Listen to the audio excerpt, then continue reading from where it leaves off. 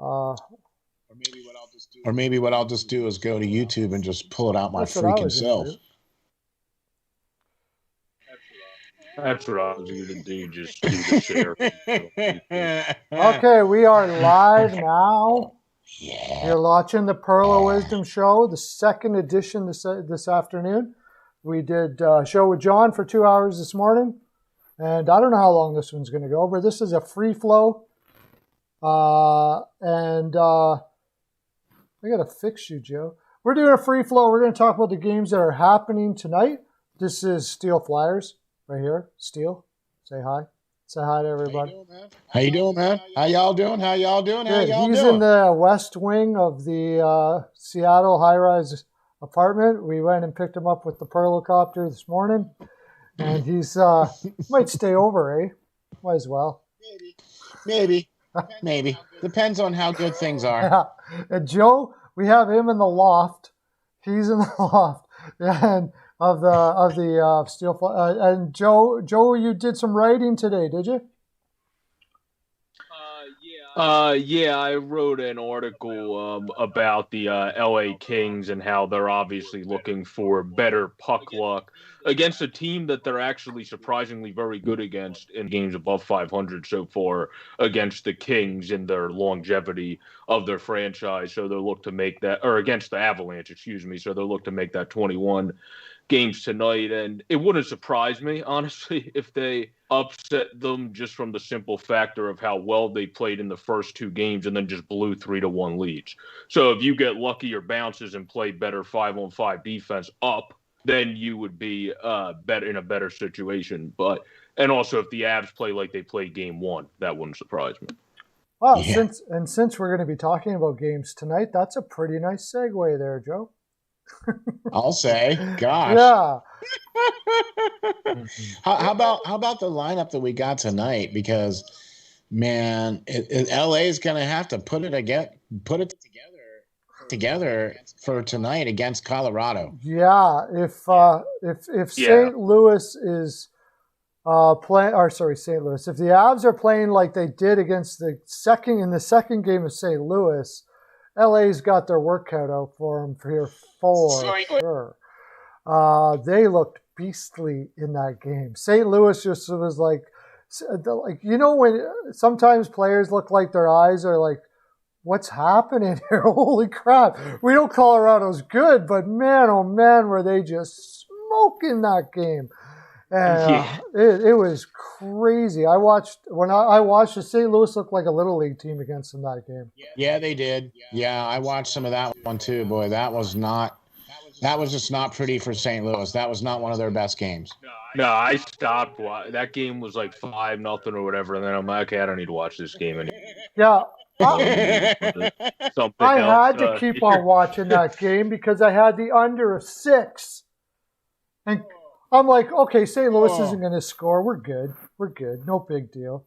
Colorado scores again. Like, you got to be kidding me. At least a push. Oh, no. We got to score the 7th. Oh, that was brutal. Anyways, that game tonight, LA is in for it, man. I don't. One thing that they do have, though, and Joe, you can talk about this, is Peterson's back. Yeah, that's huge for them because he's obviously a top-notch potential young goaltender. I think, though, in the first couple games, Jonathan Quick, again, like I said, was not the reason they lost. It was poor 5-on-5 defense while defending a lead, and the fact that you've had a puck that just fortuitously landed on what's his name? It's not Marcus Foligno's stick. Same names there. That makes it tough. That he was able to chip in for a shot over Jonathan Quick, and then Johansson hit a flutter shot change up for a winner that I don't think he had a chance with some of these and then the deflection goal by Dumba as well. So I don't think he's played poorly. I think his numbers are deceiving based on the goals that were scored. But I do think having Pettersson, you have to have that duo. The way the Kings are going to be effective this year is by having a duo of Pettersson and Quick. You knew Quick at this point of his career you were not going to ride his coattails. So you think Peterson's going to be the guy. I wrote an article about this last year that's ready to take the reins, and this year should be the year that LA and take the reins. But a guy that I've been impressed with that Pearlo and I sometimes say needs to give a little bit more spunk has been Antetokounmpo so far. Actually has looked pretty good on the ice of the Kings. He was able to pot a goal in the first game and also looked productive in the second affair as well. So it's important to shout out a guy that had an off season the last couple of years and sometimes has been asked about getting in better shape and looking better out there.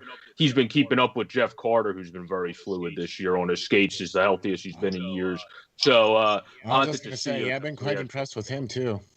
Yeah, I've been happily surprised for him. He's had a really rough go the last 2 years for whatever reason. I'd call that maybe if he is going to play well, that might be so far the biggest surprise I've seen. I didn't see that coming.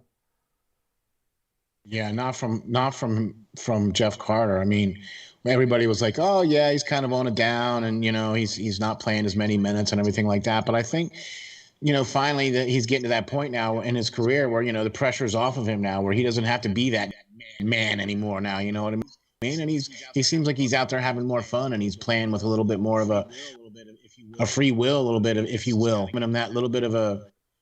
I guess a freedom, I guess. I don't know. I mean, he's kind of coming to the end of his career, too. He's played for quite a while. He doesn't really have anything accomplished, per se. He's got 2 cups, you know what I mean?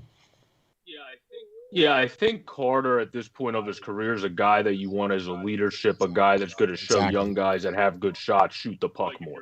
Like, if you're a guy that has a good shot and you don't shoot enough, like Adrian Kempe, he's going to be someone that's going to make you have the mentality of shoot more.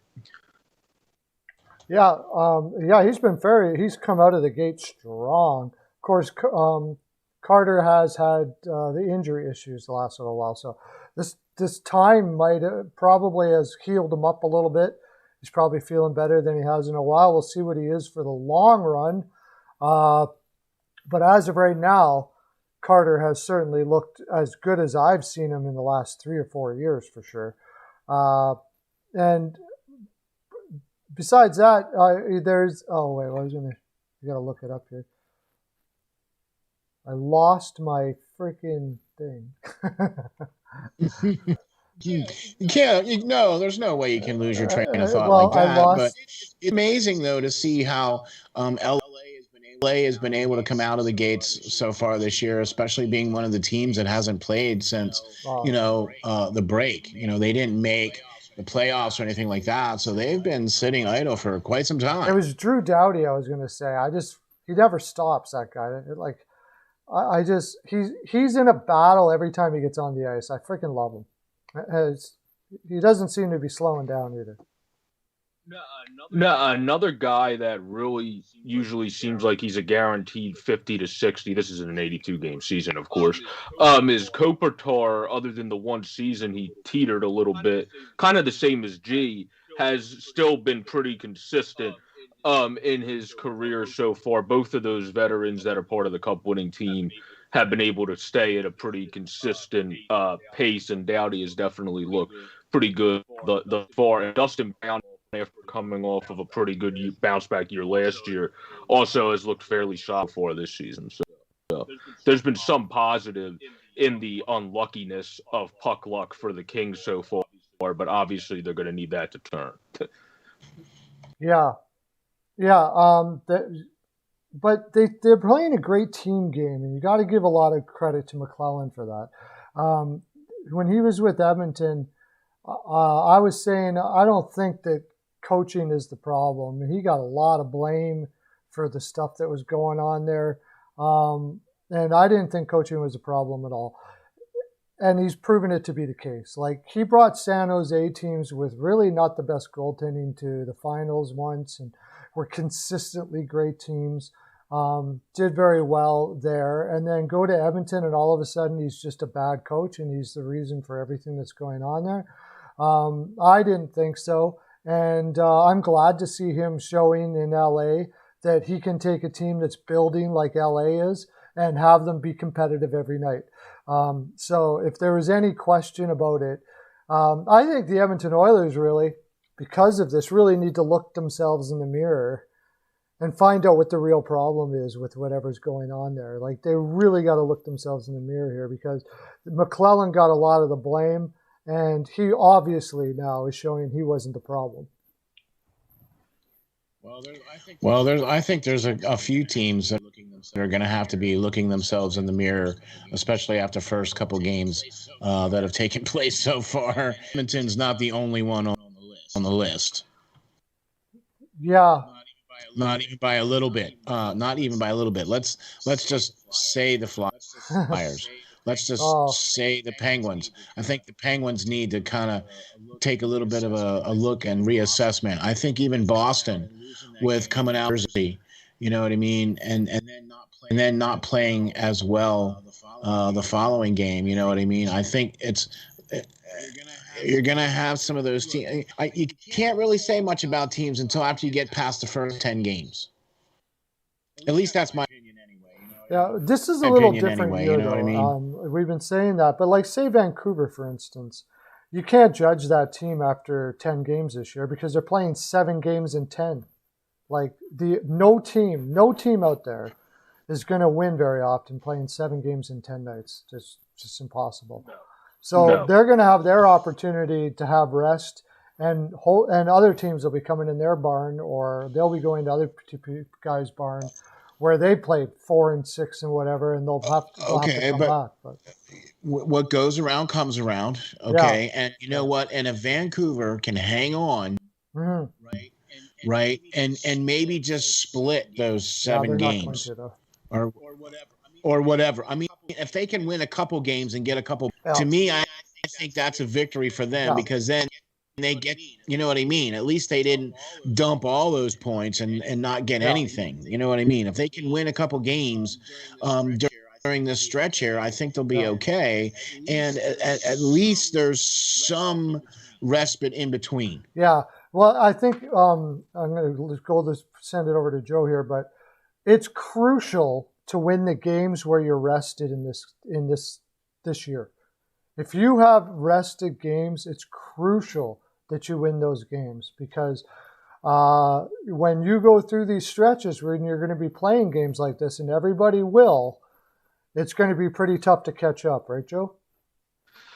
Yeah, you're definitely going to have to win where there's a rest this year, where Vancouver obviously is in a very unfortunate stretch with the 7 out of 10. Edmonton's another team where, with their goaltending situation, Koskinen is in a very unfortunate stretch, as well as the team. So, yeah, you have a couple, because of the way this year's structured, unfortunate stretches. So that's absolutely why when teams have these gap games and they actually have some, similarly to how the Flyers have this week, they play Buffalo tonight, then have off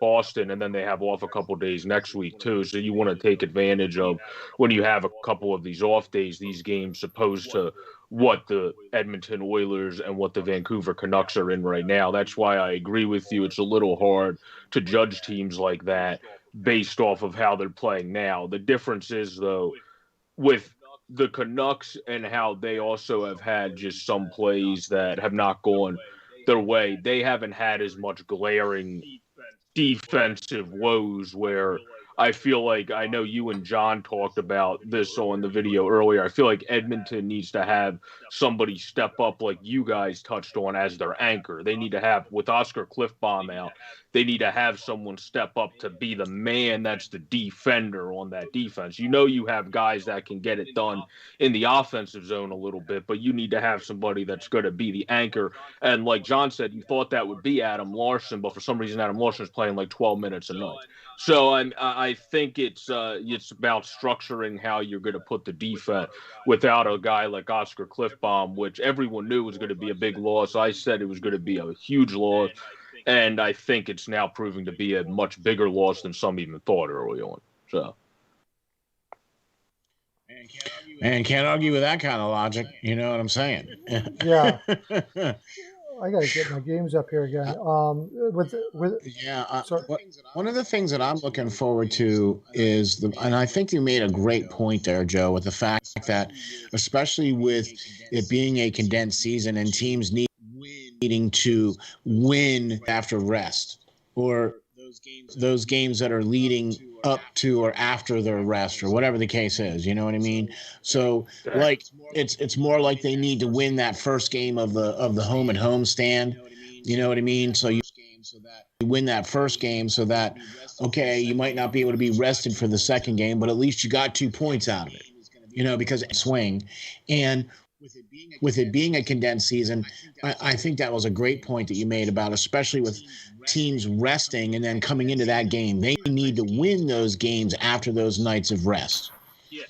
Yeah, and it's also beneficial this year, I think, to get right back on the horse a lot against the same team if you have a blunder of a game that every team's bound to have, because you're going to be churning right against them the next day, wanting to get them right back and show them who's boss the next day after having a bad showing. Just like we talked about the Avalanche did after having a bad game one showing against the Blues.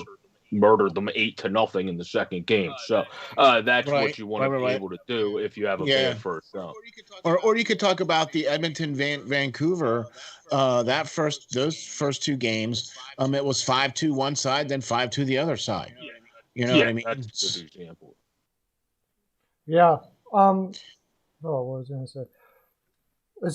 You know what I will say though? Toronto just played Winnipeg, and they played 4 games in 6 nights, and they were playing against a fresh Winnipeg team. And I'll tell you what, they didn't look like they were playing 4 games in 6 nights. I'll tell you that right now. They look fantastic. Those are going to be the teams that rise to the top this year. If you can win those 4 games in 6 nights games, those are gold, man. Those are gold wins.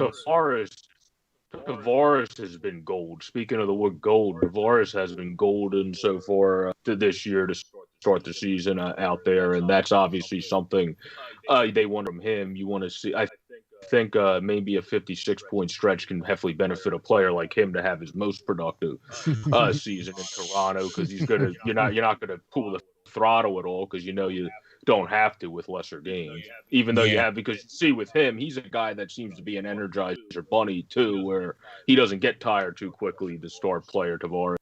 So he seems to be fine game last night after those 4 games, as you said. Yeah, that's another great point there too, Pearlo. If you can be that team that can play those couple of games like that and be able to stack them up and be able to put those wins together, that's the teams that are going to be the top division, you know? Yeah, absolutely. So going on tonight's games, well, we kind of went into LA. Now we'll look into start off with the earliest one, or the New Jersey, and kind of the most interesting ones because they're not too far away from each other, as you guys know. New Jersey Devils and the New York Rangers. Pretty interesting matchup here. The Rangers had a convincing win their last game, and New Jersey's coming off a win against Boston. What do you guys think about this tilt? Wow. I'll tell you what. We touched on this on the Off the Wall Hockey Show, that we both thought that New Jersey the Rangers were going to look much better than what they did in their opening game against the Islanders, and the Islanders basically just pasted them against the wall. You know what I mean? And they did not look like the Rangers. And then everybody was like, "Oh, New Jersey. Well, yeah, they're not going to beat Boston." And hey, they beat Boston. So this is going to be a much more interesting game, I think, than what most people are. probably gonna. I don't think it's gonna be. To be honest with you, I think this is gonna be This might be one of those small little games to check out. Yeah. Yeah. Sorry, go ahead, Joe. Yeah, I would completely agree with Steele on that. This is probably going to be more of, obviously the Rangers have a more offensively inclined defense than they do a defensively inclined defense with how they're, especially in that shows right now. That's why Say they that 5 times real fast. D'Angelo a little away. But the Devils have played pretty well at times early, but they've also got their tail saved by one of the better young goalies in himself, in Mackenzie Blackwood. So Black, really, it seems like from last year to the first couple games this year, he's looked very good in net again.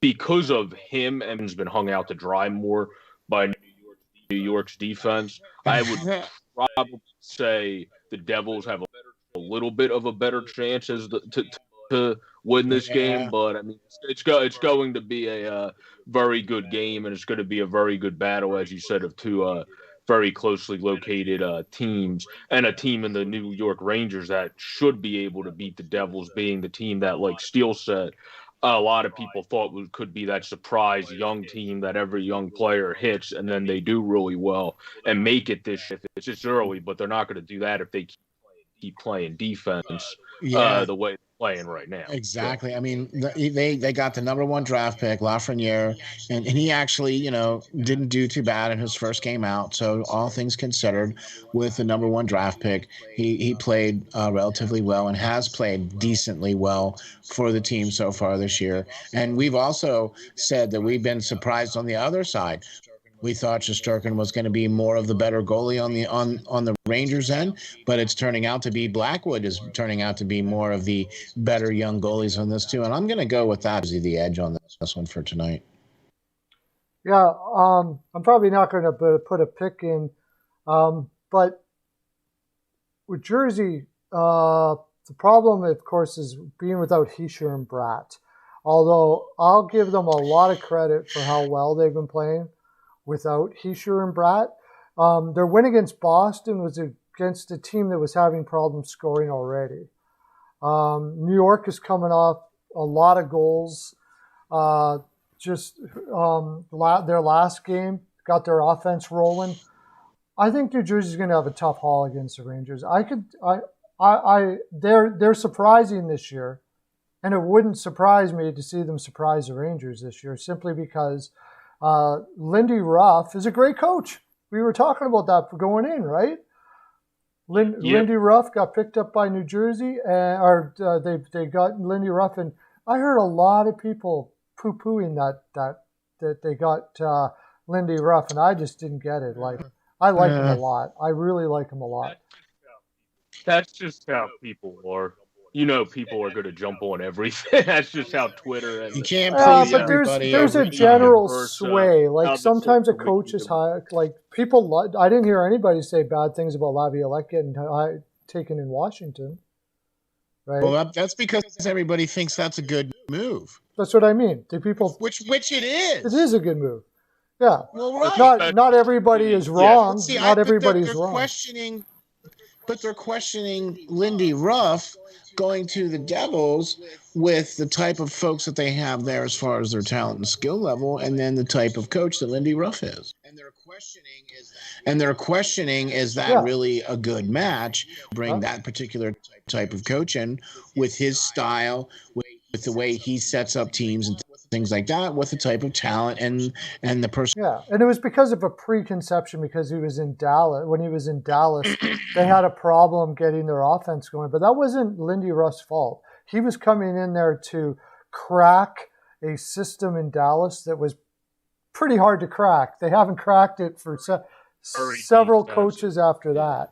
And in New Jersey, he's not coming to do that in New Jersey. In New Jersey, he's coming to bring offense to the Hugheses and Hischers and Subans and he's a great. That first game, Subban played 30 minutes.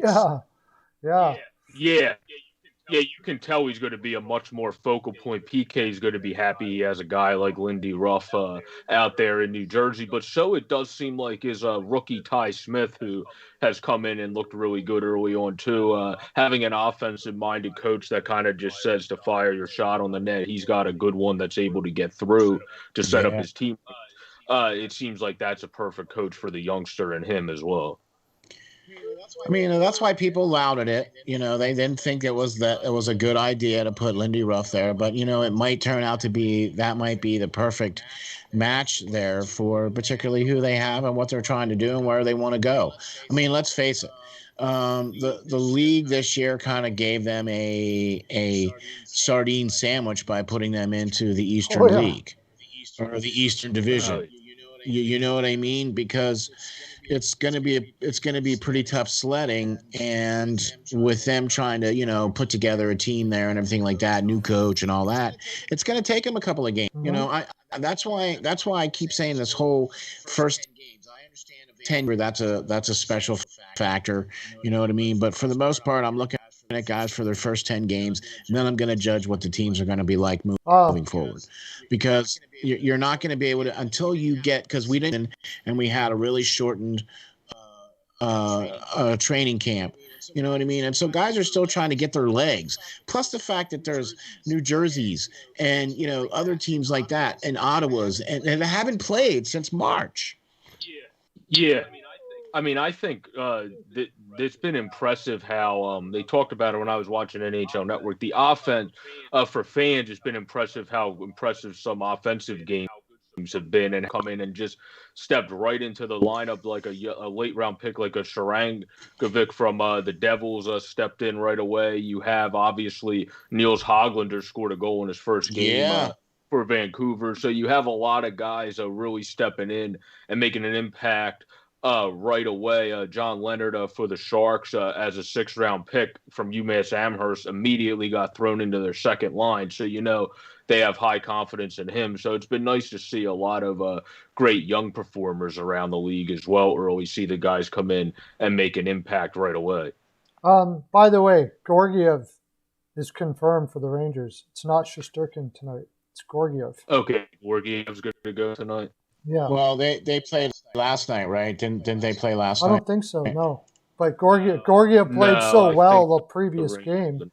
I think they're just going with the hot hand here. Shesterkin looked a little shaky to start off the season. So. Yeah, he did. Okay, because it was 4-0 in that game. Sports Geeks. In that game. How you doing, buddy? Welcome to the Talk to Philadelphia Flyers fan, everybody. Sports Geeks. This is SteelFlyers and Projo. We are Philadelphia Flyers fans, so you're in the right place. We're going to be talking about some of the Flyers game tonight too, aren't we? So let's move on then to, that.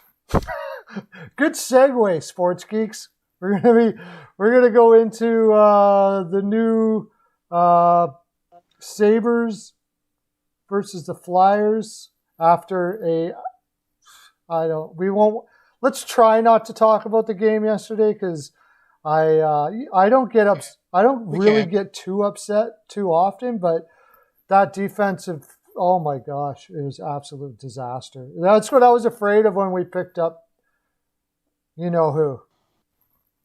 Yeah, I'm gonna say that they looked like the team that came back from the bubble and lost to the Islanders and Montreal. Right. And Montreal. Well, they didn't. Okay, technically they did in Montreal, but the games that they lost against Montreal is what I mean. Yeah. Where was the effort?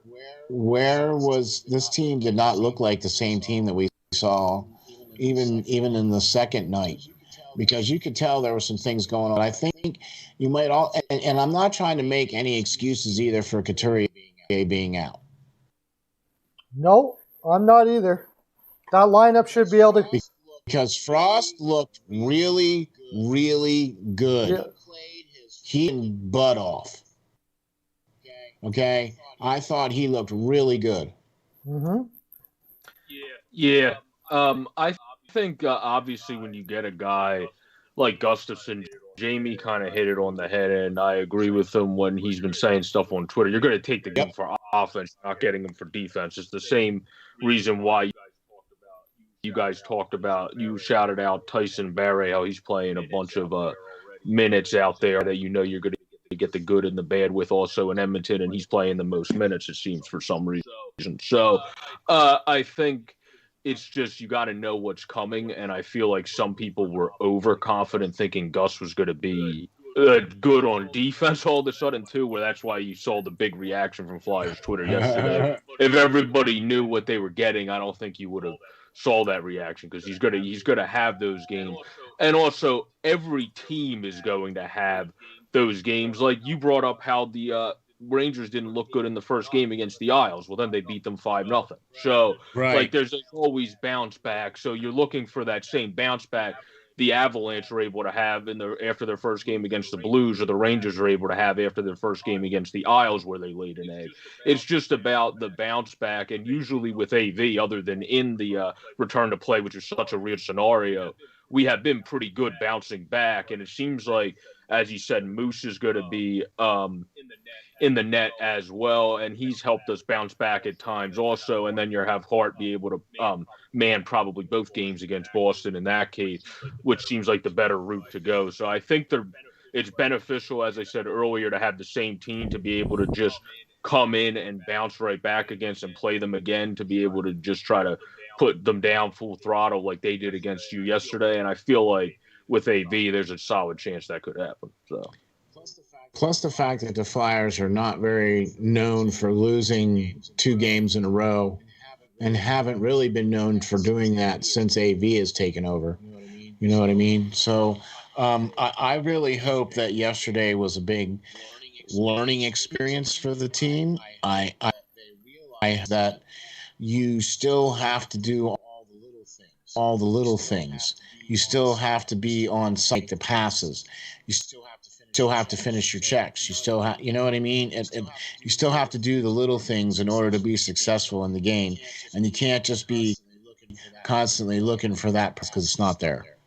Yeah. I said it in my game reaction too. You need a game at least to adjust to losing the Selke winner.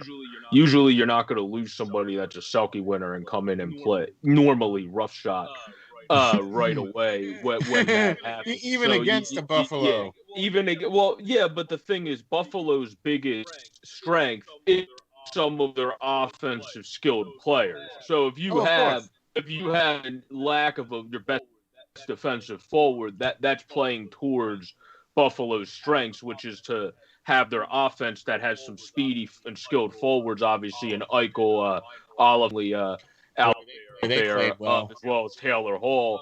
You're going to need to be able somebody that can kind of make up for some of the mistakes some of the more offensive-minded defenders have, and that's what Cooch was.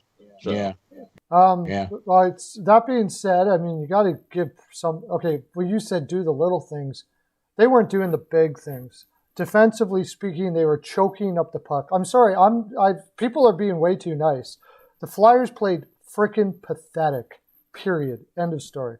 There's nothing good to take out of that game. Throw it in the garbage, forget it happened, and move on to this one because you never. No. See, no, I don't want to forget it. Well, I mean, that's what I'm going to say in the room because you don't want. All right, we can throw it in the garbage. Throw it in the garbage. But I don't want to forget. Throw it in the garbage, but don't have that energy in the room the next day. What I mean about today, forget that happened. Let's get back to what we normally are because I'll tell you. You need to have a I'll tell you what, that Eichel, Reinhart, and Hall line is going to be waiting for any kind of weak energy they can find. They've got the ball rolling. Those guys were, trying to get some chemistry together. Everybody in that division is wishing Philadelphia didn't have a game like that this early because they were hoping that the Eichel-Hall line would take a little while to gel. Well, I guess they gelled. That gelled last night. How's that for, what is it, their second or third game? Yeah, I guess they're gelled. Yeah, they're all gelled all the heck now. And if that line is flying, to tell you the honest truth, as far as an offensive line goes, we don't have anything to combat it. We're going to have to beat it as a team. That's true. Yeah, I wouldn't. Oh, go ahead. No. Go. I was gonna say, I wouldn't be surprised if AV always calls our defensive line the Lortz, Raffle, and Knack line when we don't have, especially when we don't have Couturier. But even when we did, he put them in against some of the better opponents early on as well to face the top lines early this season. Yeah, that's a good point. Yes, they're probably going to see more ice time since all three of those players are more heavily forecheckers, play very defensive oriented. Obviously, they can chip in on the offensive end, Lawton and Knack especially, but they play more good defensive oriented game. I could see them getting matched up with Hall, like potentially Sanheim being with Provi since they did that. And as Jamie said on Twitter, and I noticed while watching that pairing in the third period the couple of times it was together, that looked pretty solid together. And it might throw the defense off because both those guys are used to playing on the left. So JJ even said it, they keep switching. So if you're out there on defense and all of a sudden the one guy's over here and the other guy's going over here and they're both pretty good same types of things, you're kind of thrown off by that if you're able to function doing that in a good way. So if the Flyers can figure out how to make them fit well in a line, that could create some issues for the defense as well. Okay, we better get moving on to other games, or we're going to do what Ron and I did, and we'll be 2 hours, and we haven't not even finished yet. Which we're want to. Yeah, you and John had a lot of stuff flying there, man. Boy, that was a lot of information. That was right? Good stuff. And when we did it, Ron, we were going to do the games before, and then we were going to do the games after. We never did get to the games after, but that's okay. That's okay. That's because it's so much fun to talk about the games. I'm gonna. Let's go. Why don't we go to the Blue Jackets and Red Wings? The two interesting teams that have kind of had up and downs. It depends on how you look at it. I'm just going to throw it to you guys. They just played against each other. The Jackets won last. The Red Wings got blown out, and then they played really well after that against was it Nashville? But the Red Wings certainly are coming out of the gates better than any time they came out of anything last year, aren't they? Yep. Stability in net. Tomas Greiss provides stability in net, and stability in net always takes you. We talk about the old cliche in hockey, but when you have some stability in goal, that usually takes you pretty decently in terms of being a competitive team. Even if you're 10 games below 500, you're probably going to be a pretty competitive 10 game below 5 team that just goes lax on their goalies because they're clearly showing they want to rebuild and get a draft pick. So I think that's they brought in some veterans that are able to help out around the lineup. Bobby Ryan, who already has 3 goals on the season. I don't know how the one counted, but it did, even though he body checked the goalie into the net. But it did count, so we'll give it to him, and he got the 3rd goal of the season, and he's looked good otherwise. So I think you're right. They have been surprising. They like how Zadina's look too, so that's huge for them going forward. But if you're the Blue Jackets, obviously you need to win this game. You started out 1-2. Your offense has been pretty piss poor, or defense has been all right. Corpy's been money, but you need to get the offense going and win this game against the Red Wings. This is a game you must win if you're a Blue Jackets team, and if you're their fans, I'm sure. I'm going to say they won the game against them last night, so this is going to be the second game in this series. And I didn't think that Detroit looked all that exciting in the first 2 games against Carolina. Those games were pretty woeful, if you ask me. The first one especially. The second one, they looked a lot better, but the first one, both Carolina and Detroit looked absolutely porous. Right. But I mean, Carolina looked a little better, but Detroit just kind of looked a little bit more woeful, I think. Look, I think we all agree that Detroit is one of those teams that it's not going to be there for them this year. They're going to be one of those teams that are going to be fighting for wins, and they're going to fight teams hard, and they're going to play teams hard because, the general manager and the coach and everybody's got them trying to go. But it's just, I don't think it's going to be there for them this year. And Columbus is at that point where you're right. They don't have a lot of offense, and they won the game last night 3-2. So they need to come back out and do the same thing again. Yeah. I mean, Detroit, for me, they're just trying to bring in the veterans, the potentially guys like Ryan, maybe even, for example, and Nemesnikov, Filppula at the deadline for some later round picks, or maybe a little bit higher if Bobby Ryan keeps playing at the level of which that's, I think, strategy this year to just kind of be that more competitive under 500, give their fans a little bit more of something to cheer for, bringing in the Nemestikovs, Bobby Ryans of the world with their lineup. And then Matthew Brome from Sweden, I believe, if I'm not mistaken. They were talking about him in the telecast yesterday.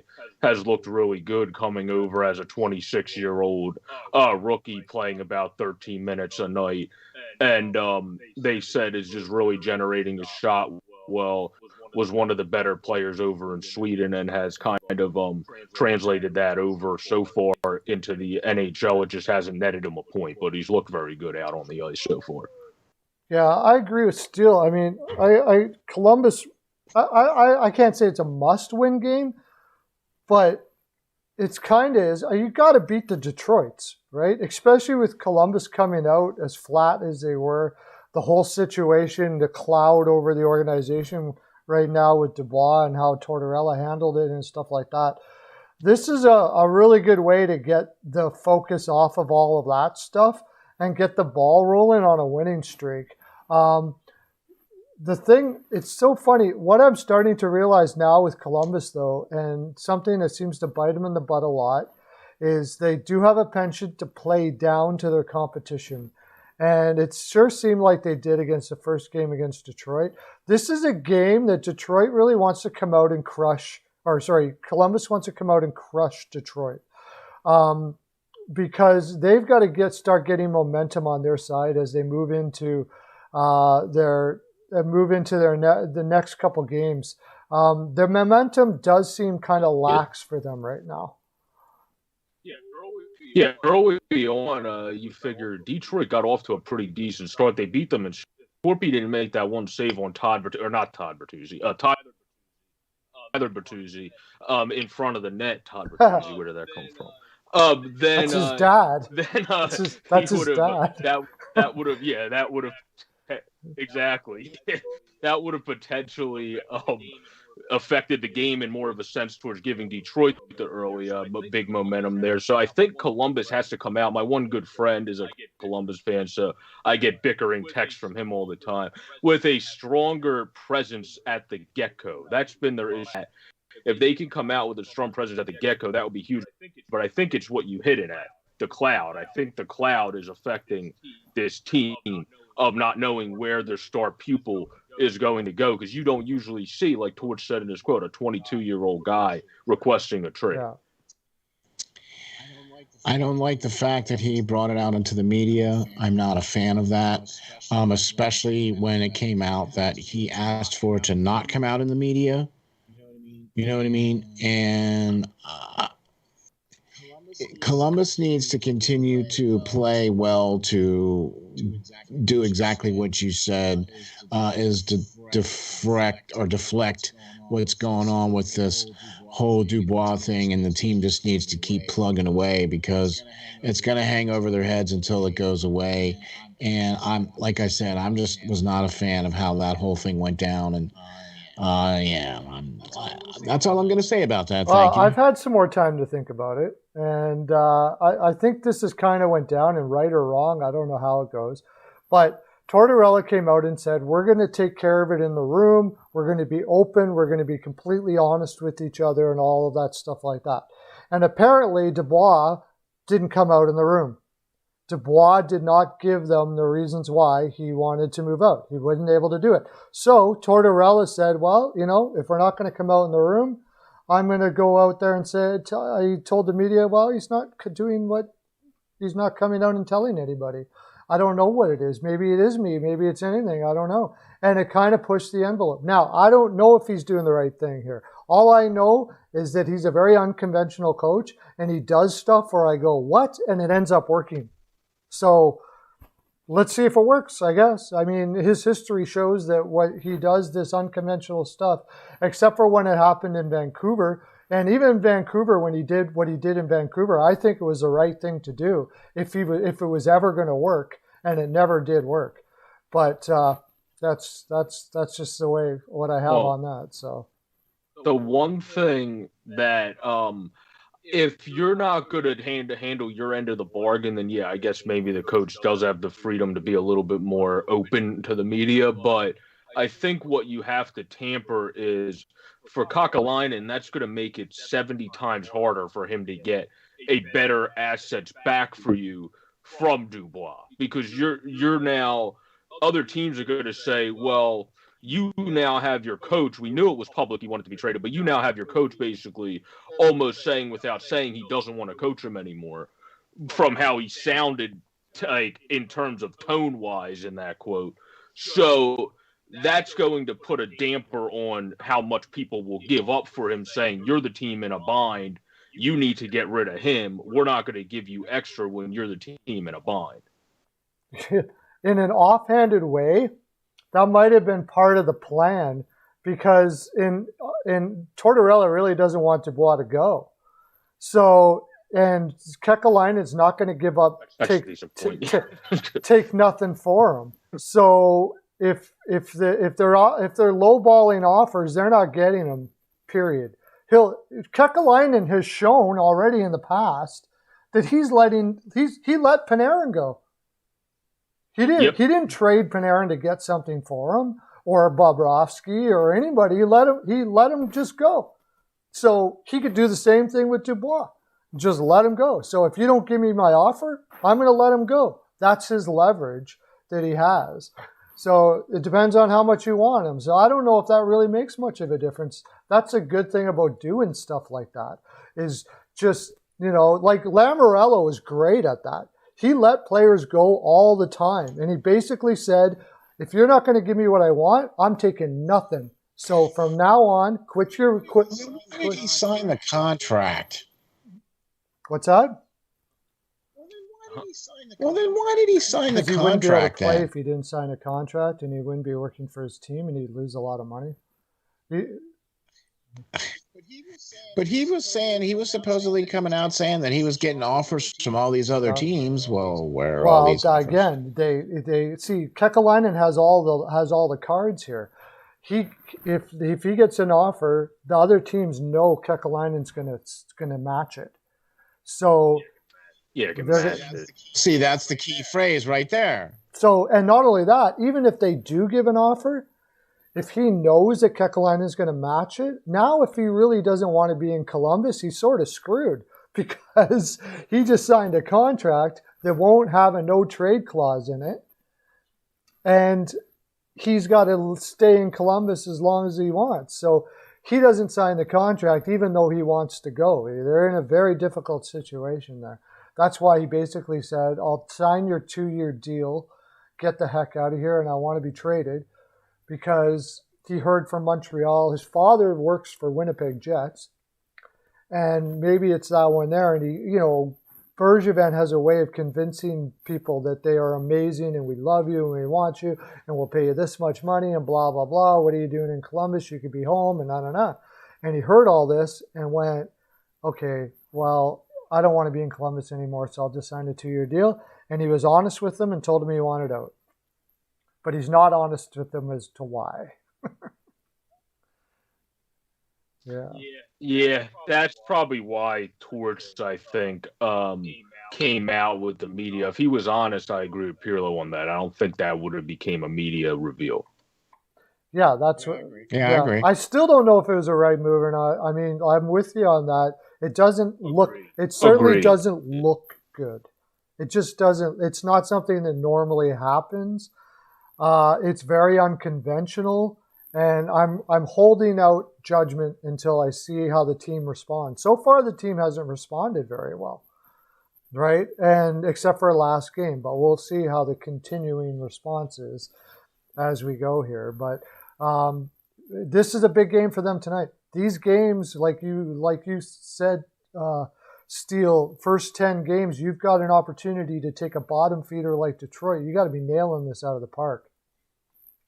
Exactly. Yeah, exactly. If you can take teams like that, you know what I mean, and get those points and be able to, because that's what you're going to need, especially down the stretch. The games that you're playing now, look, everybody's saying this. Oh, yeah, well, everybody's out of the gates, and oh, yeah, this team hasn't played for this amount of time, and all this and all that and all this.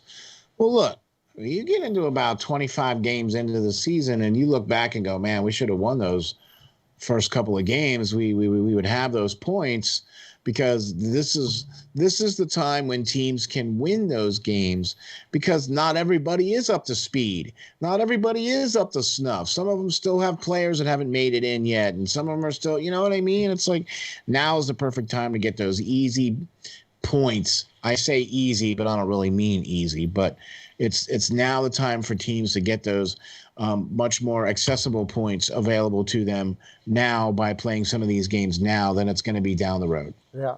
Okay, we got to move on to our next game. I'm going to save the rivalry till the end here, but we'll start with the Jets. We'll have a quick one on the Jets and Senators. This is going to be a very exciting young team against a very beat-up Jets team who's out without DeMello and without Tucker Poolman and without Laine. Had a rough go against the Leafs last night. This should be a feeder game for the Jets, taking on a young up-and-coming Senators team that probably we all projected to be the bottom of the league. But now, I don't know. This may not be as easy as we may think. Eh, Joe? Yeah, the Senators so far early have been scoring well, which is odd. They have 3.5 goals per game, but the shots on goal was 30th in the league. So they definitely been opportunists, being top 10 in scoring and 30th in the league in shots. But their problem is obviously they still have a developing defense. They're still in the bottom half, just in it at 17th, but the bottom half in the league at most defensive stuff, 19th in penalty kill. So obviously keeping the Jets off the power play, even with guys that are injured, they still have enough guys to step up in that stature. That's going to be the key for the Ottawa Senators to potentially be able to pull off an upset because of the key injuries of Patrick Laine and others that they have. But if they keep playing the same defensive game in front of Hogberg or Murray, then they're going to have a similar struggle against a team that still has Blake Wheeler, has a young guy if they decide to put him in for injuries that's skilled like Vesalainen, and obviously has other guys from the back end that can create some stuff for you too, and Pionk and Morrissey as well as defend well. So I think they're going to have the work cut out for them, the Sens, but I think this is definitely going to be a very fun and exciting close game now because of the fact that Patrick Laine is especially out for them, which is a huge loss. And Dylan DeMello's out for personal reasons, who's a pretty underrated defenseman that does his job and gets it done when he needs to. So they have some losses there. But I would still lean towards them. It's just I wouldn't be shocked if Ottawa was able to pull this out because of their offense and the lack thereof one of the best scorers in the league being in this game for Winnipeg. Look what they did against Toronto. I mean, Ottawa came out and basically shocked Toronto. Yeah. You know what I mean? So to be able to do that, okay, that's standing in the ring with the big dog, right? I mean, we all picked Toronto to be in the top, of the division for the Canadian League, or the Canadian division, the North, and I too agree because of with those in Winnipeg. It's going to be a tough game for them, and I don't know. It was a tough game that Winnipeg lost, or that Ottawa lost last night. So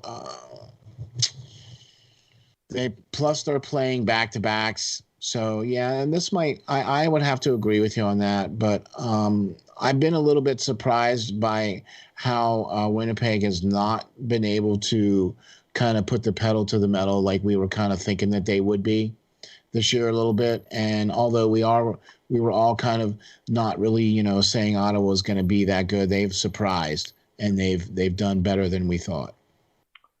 Yeah, I think that's a great way to put it for Ottawa. They definitely done better than we thought, and Stützle's first goal was absolutely disgusting. Oh, by the way, yeah, it was. Stützle's not in tonight.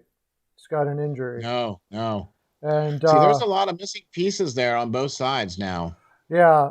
The other thing is Winnipeg will, I think, after a back-to-back, will be playing Brossois tonight. So it's not going to be Hellebuyck, and that changes things a lot. It gives Ottawa more of a chance to win there. This is also going to be interesting because Ottawa and Winnipeg play each other the next 3 games. So talk about a series. Yeah. And actually, just on a side note, Arizona and Vegas play each other the next 5 games in a row, including the last one they did. 4 more games in a row. That's kind of cool what's going on with these, the way they did the schedules now. It's like mini playoff series. Yeah, man. There's going to be some angst. I love it. I love it. John from Off the Wall Hockey touched on it too, about the fact that he would like to see more of these types of games because of what it does. Because it's more of like a mini, you get to build up that little bit of animosity against the guy next to you or the guy across from you, because I believe that our beloved Jim Jariarity breeds contempt. Yeah, for sure. For 100%. Yeah, that's for certain. When you're playing the same team, it don't matter what sport it is, time and time again, you're going to want to just beat them even more, that 8th, 9th, 10th, once you're in the playoffs, 11th, 12th, whatever it is, time. So that's definitely speaks volumes. But when we were talking about Ottawa, though, we have to remember they could be 2-0 if it wasn't for Nikita Zaitsev. I believe that was the second game when he hit Matt Murray, and the goalie was then all the way over here and couldn't get, like, there was a play where obviously that would be a big effect on a goaltender, having a guy come in and just take out your leg to be able to get back into your net. So, if I remember correctly, that was in the second game, which they lost by 1. So that's therefore a huge factor in that. Okay, I'm going to move on to the last game because we're going to have to finish this up pretty soon. But I saved the rivalry till the end and also saved the game that John, the GOAT from Off the Wall Hockey, will be doing tonight live. So I highly recommend everybody check that out because he's freaking awesome. Did we do Chicago and Florida? Oh, that's right. I was going to say, okay, we'll do a quick Chicago and Florida one too. What the heck? We'll do that right away. Chicago, Florida. Chicago's just so bad.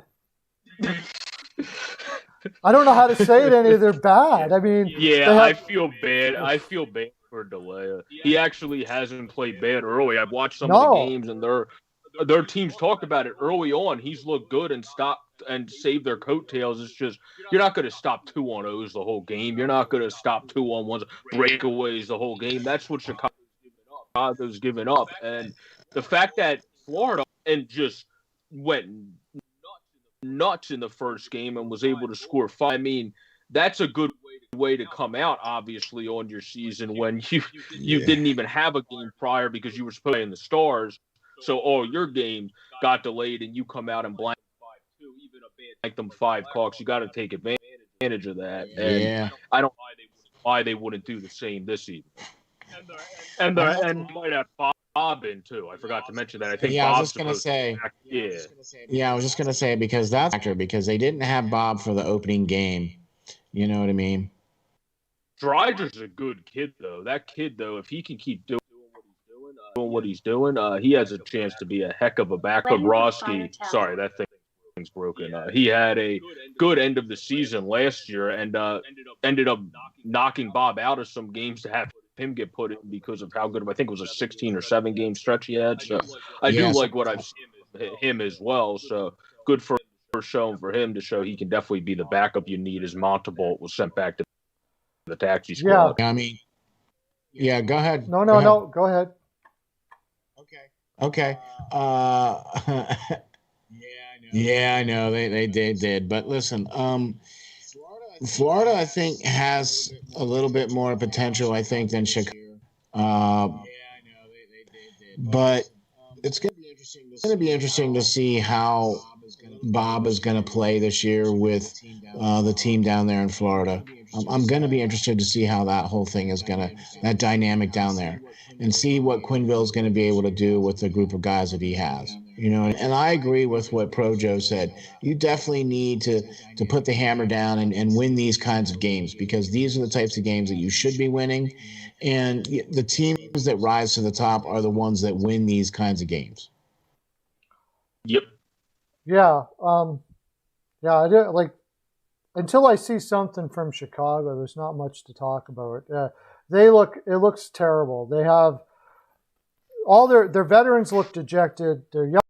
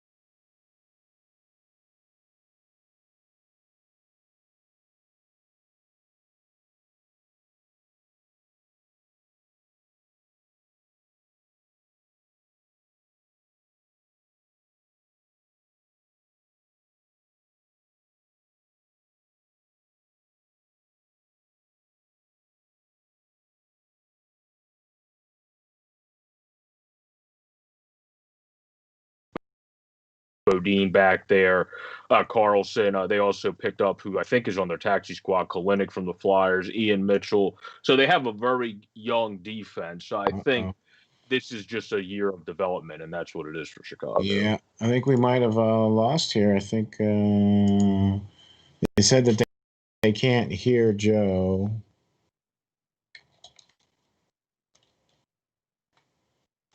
Can you hear any of us?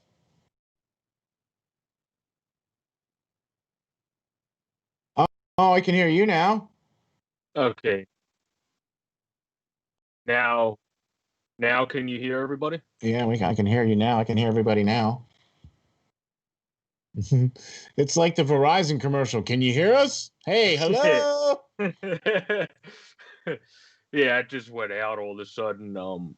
But like I said, what I just said is the gist of what I was saying when that cut out. Is the not the Capitals. The Blackhawks are just in a development year. They got all the young guys I mentioned on defense, and Boquist, Mitchell, Bodie picked up Kalinick from the Flyers.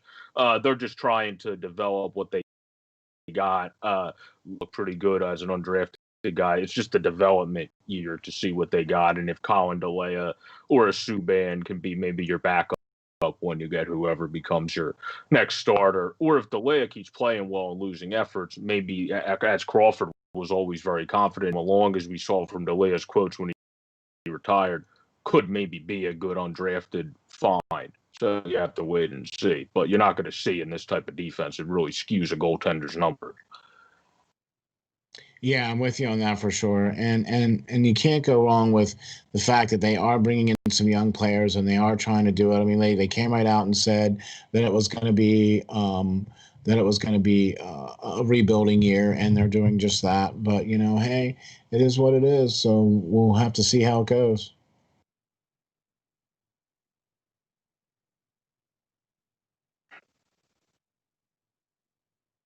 Oh, we can hear you just fine, bro. Because this is waiting for, right? He's Yeah, got on the whole time, right? This whole time he's been hanging on. We got to give him the payoff, man.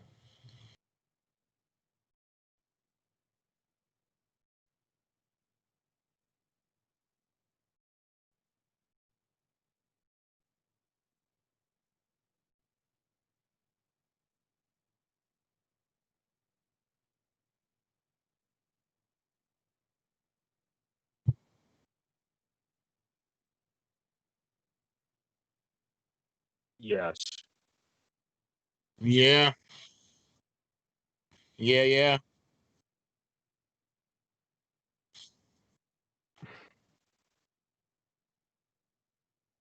Mm-hmm.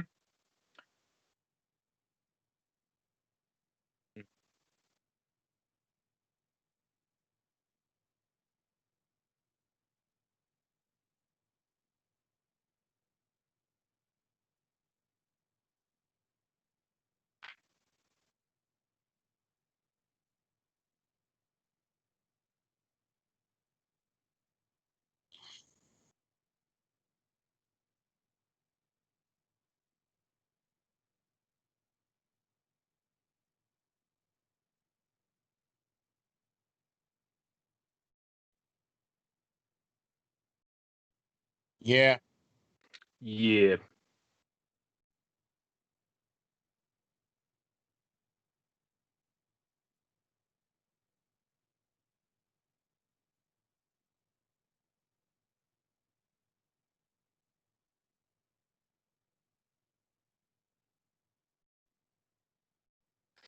Yeah. It's definitely an interesting storyline because the Smith would have been their backup last year if it wasn't for Cap and the fact that Murray, or not Murray, had good camp behind Murray, and then Yari ended up winning the job from Murray during part of last season. So it's funny how life changes for people when things don't work with money constraints. But then Vanacek was a former second round pick, so he might have not put up the best AHL numbers, but obviously picking him that high at one time back in 2014, they did have high hopes for him. So obviously you thought Lundqvist was going to be the backup, so I think like you can instill more confidence in the kid. But having a good first showing like that when they got outplayed by Buffalo, got outshot by 10, was 7 for 7 on some key power play saves. So I think he has a chance to at least be a solid backup. And when you have a guy like Samsonov developing in front of him, you might have a pretty good combination, a Russian nation go in there with your goaltenders, the Russian Czech killer duo potentially.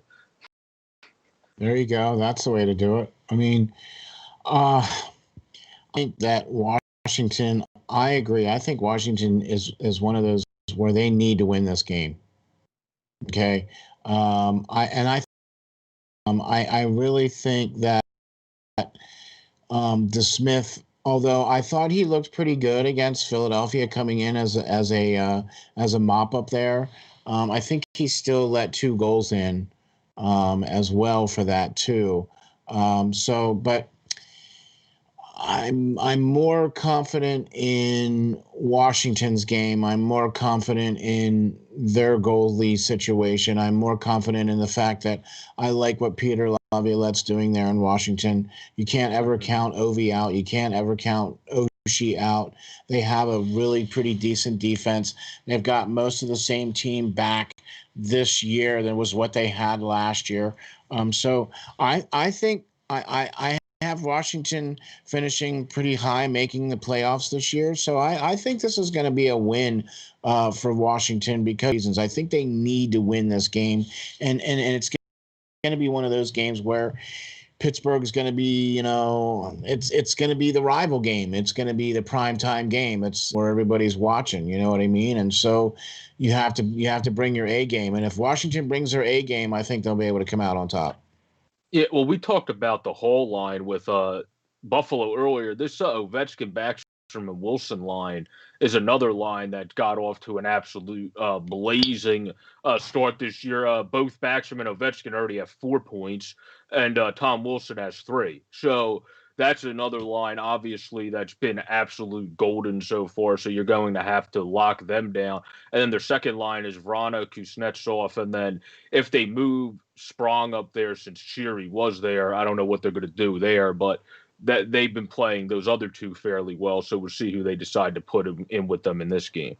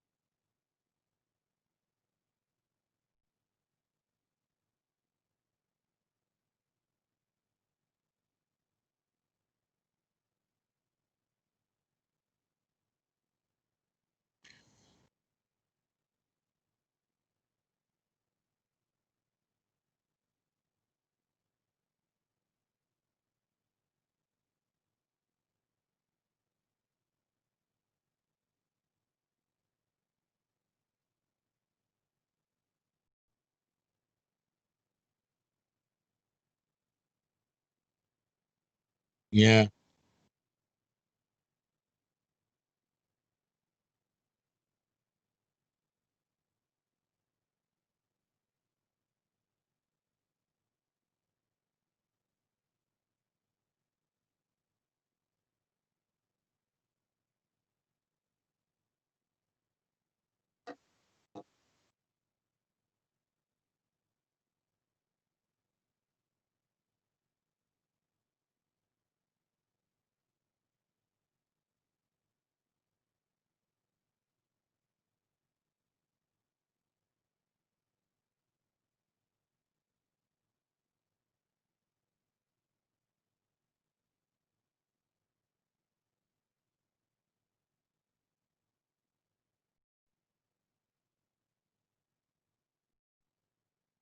Wow. I don't know. Do you guys think that Lundqvist and Ovechkin and Chara will retire after this season? Gosh, I don't know. Other, not Ovechkin. The other two probably. Lundqvist. Not I think Not Lundqvist is probably Ovechkin. done. Yeah, If I if, would if think so. Washington goes and makes a long, deep run this year, then I think they might. Then Chara might stick around a little longer.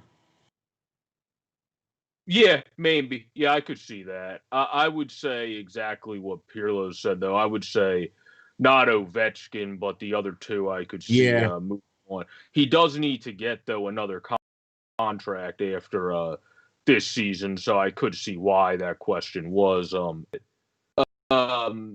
yeah, I wouldn't see him retiring yet. I see him signing another contract and staying Yeah, for something like that. Yeah. like maybe 3, 4 more years. But he did have interest ending his career in the KHL. I just don't think it's going to be yet. It might be a Yager-esque thing where he just goes back at a pretty old age to finish his career in the KHL. Yeah, pretty much.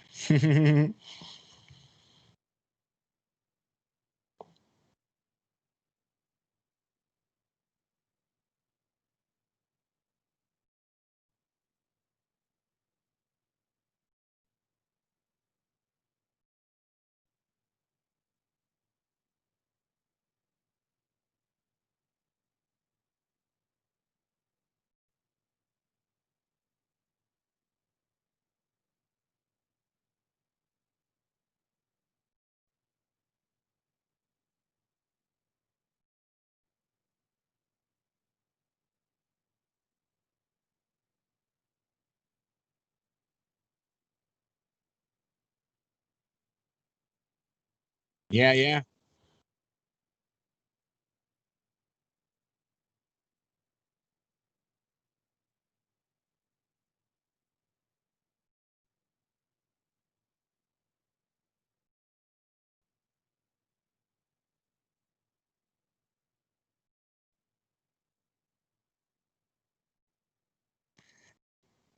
All the time, all day long.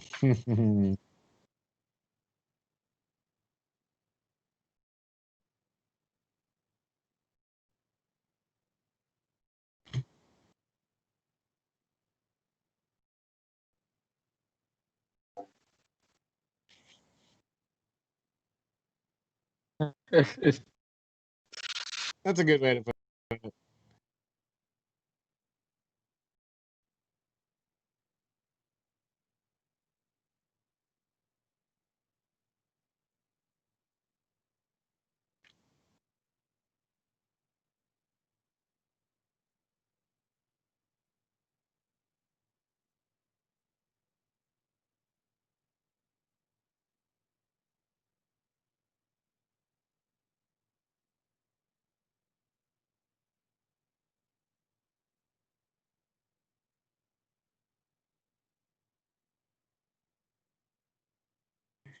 Yeah, that's a good way to put it. Highly recommend.